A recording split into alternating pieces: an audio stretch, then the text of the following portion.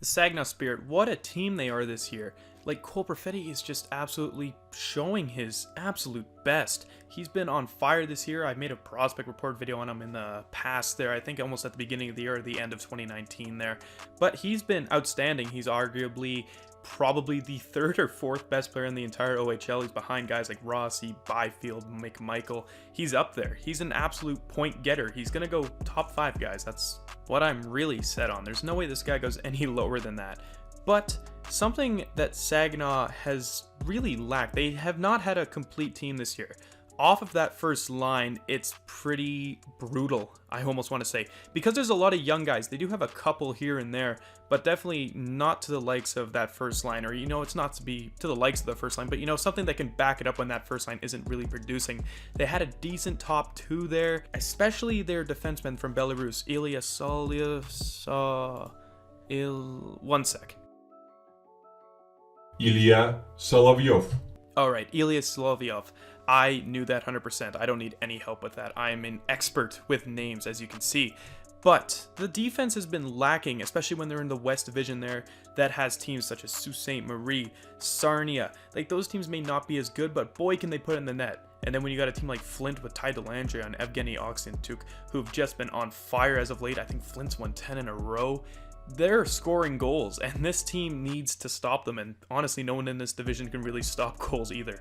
I'd say Saginaw is near the top of that, that's why they're first in the division, but they haven't been 100% throughout the entire lineup, much like the other teams in the other divisions like Ottawa or London, so that's where they kind of fall apart, and that's where I honestly see them not making it as far as some of these other teams. They're going to lose in like the semifinals or the second round maybe. But their management has just been spot on. They've got some great acquisitions over the last bit here. One of them they had to trade for, and that was Ryan Suzuki. They got him from Barrie, and in the 12 games he's played so far since the trade deadline, he's got 7 goals, 11 assists for 18 points, and he's a +8. He's looking great out there. He's really flowing as that top center now. He helps Perfetti out a lot, especially they don't have to flip-flop Perfetti playing center or wing as much anymore. They can really assure themselves as Perfetti on the wing and Suzuki at center.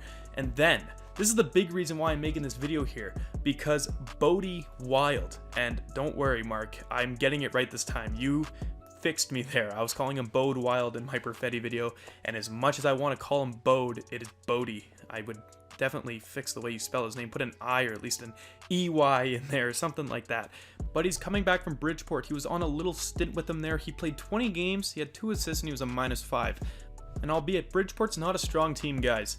They have a lot of really young core guys. They got like Kiefer Bellows, Oliver Wallstrom's playing down there most of the time. So 8th in their division there. They're not the hottest team in the entire AHL.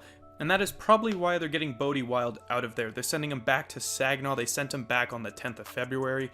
And it is going to be great for Saginaw because this guy last year just absolutely dominated the OHL. He had 70 points, 19 goals, 51 assists.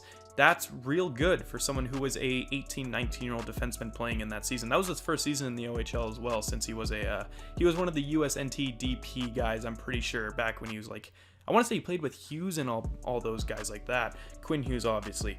But if we're taking some stuff that I'm going to see him, he's going to be a great force on the power play, because Saginaw's power play, much to my surprise, I would think with a guy like Perfetti, you'd have one of the top because he's such a special teams guy. But Saginaw's got the worst power play in the entire OHL at 16.9%. That is tough to believe, but it is a true fact. But if there's something that Bode Wilde is good at, it's getting shots on net. 205 shots on goal from the point last season. That is extreme for a defenseman, and a lot of these shots that he takes, they're great for the power play. They're even great 5-on-5. Low, hard, on the net shots that get rebounds, that sometimes even just go in if you got a good screen when the goalie's not paying attention. He's such a good offensive and just a two-way threat for the Saginaw Spirit. Another stat I want to bring up is Bode Wilde on the face-off dot went 2 for 2. This is going to be so crucial, guys. When you got a defenseman who can take draws, you need something like this, especially in today. Yeah, I just saw that there. I really thought I'd be funny. I probably am not, but I thought it was a good thing. It was just funny. I just saw it there, guys. I had to throw it in there. Crucial information.